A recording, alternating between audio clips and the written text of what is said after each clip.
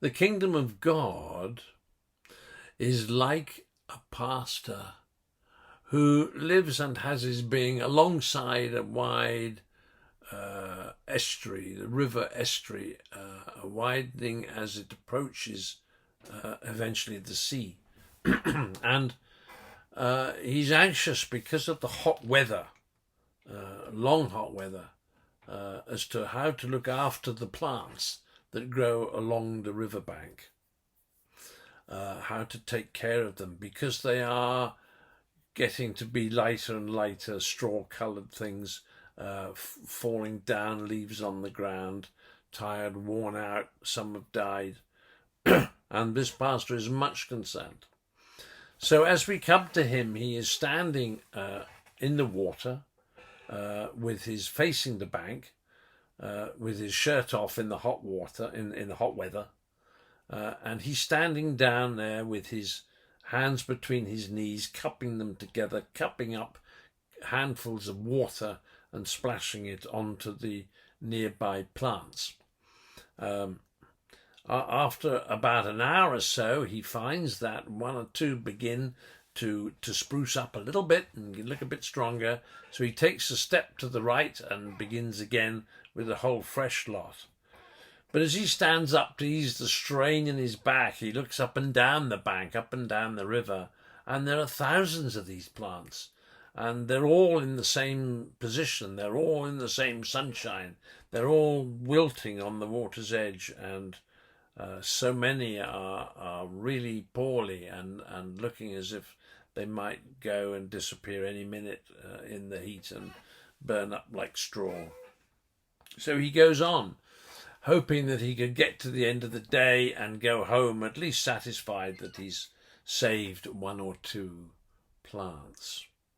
And while he's considering this, along the path on the side of the road of the river, he hears the clip-clop of horses' hooves, and a horse arrives, and on the back is a rider with a huge, great sun hat to keep the sun out of his eyes, a great big wide brim, and he's pulled down over his face so that the pastor couldn't really see the face, but the guy was there. And the horseman said to the pastor, what are you doing? And the pastor says, I'm trying desperately to save these plants. There just aren't enough of us to do it. We could do with a whole row of pastors down the side of this river, shoveling up water onto the riverbank. I can only keep going for another half an hour or so, and then I think I'll come out and go home because I've done enough for one day. But I'm afraid that many will have died by the time I get back tomorrow. I just don't know what to do about it. And the horseman looks at him and he says, follow me. And what happens is that the pastor thinks, I don't think that's very original, but it will give me a break. So he clambers up the fairly steep riverbank onto the path, and the horseman starts to move off at a walk.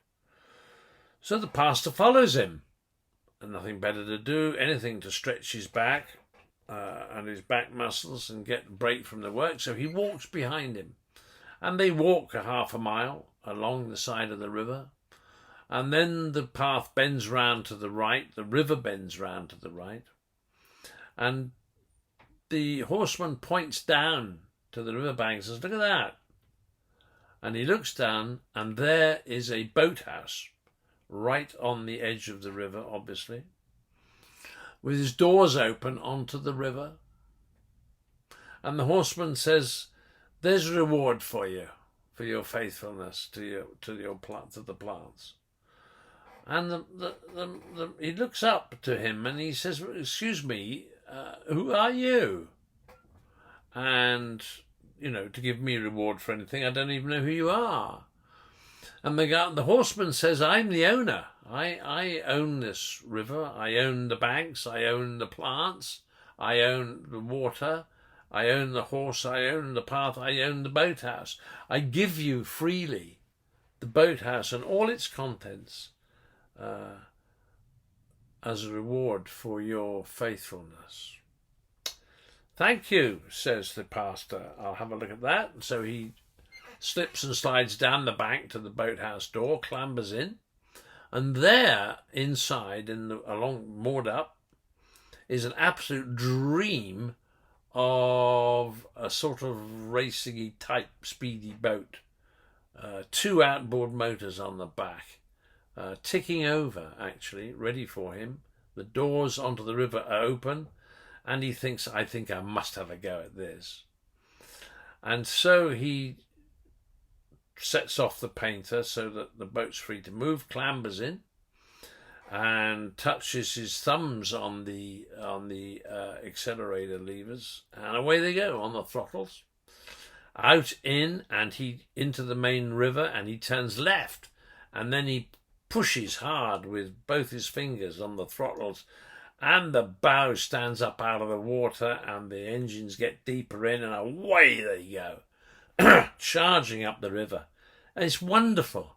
All the breeze is flowing through this guy's hair, through the pastor's hair. All the breeze is cooling him down because he got hot and tired doing all his work. And just as a bit of, he said, "What pleasure this is. This is lovely. Fancy having a treat like this at the end of the day." And he got up high enough in the river to the point where he thought, I don't want this to get too shallow. I think I'll turn around and have a run back. And so he turned the thing down, down dropped the bow, threw it around, up comes the bow again, down his thumbs go on the throttles. Of course, off we go, roaring back down, wind everywhere. And he had, as about halfway back towards the boathouse, he had, of course, to turn round to see the scene behind him that he was flying through. And out of the back of the speedboat was a wake, and that was a wave about a couple of feet high, and it went out wider and wider, further and further across the river, until it washed up onto the bank, and it washed up onto all the plants and flowers on the bank and absolutely soaked them. And when he looked across to the other side of the river, he saw the other half, the wave of the wake, goes up on the bank on the other side and does the same thing. It soaks all the plants. So there he is, bringing all the plants back to life again, and all he's doing is enjoying himself in the Kingdom Speedboat on the River of Grace. Actually, the end of the story is that he got almost to the boathouse and thought, I better, just stand up and wave a thank you at the horseman. But the horseman wasn't there anymore. He'd gone off. And that's the story of the speedboat. And that's the effect our lives have when we become kingdom walkers. If we seek first the kingdom of God, we acknowledge the fact there's a lot of people out there need nurturing, and they need pastoring, they need this, they need that, and we can give them an awful lot more, and we do try as hard as we can, but deep down we know we're not having such a magnetic New Testament effect as did the early church.